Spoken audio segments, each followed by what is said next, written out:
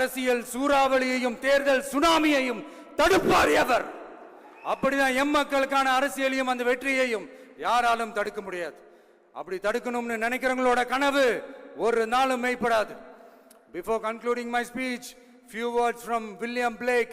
Men may come, men may go, but I go on forever. ஞாலம் கருதினும் கைகூடும் காலம் கருதி இடத்தார் செய்யின்.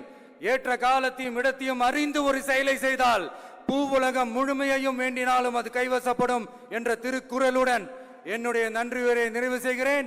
பார்த்துக்கிட்டே இருங்க. அடுத்த வருஷம் இது வரைக்கும் தமிழ்நாடு சந்திக்காத ஒரு வித்தியாசமான ஒரு தேர்தலை சந்திக்கும்.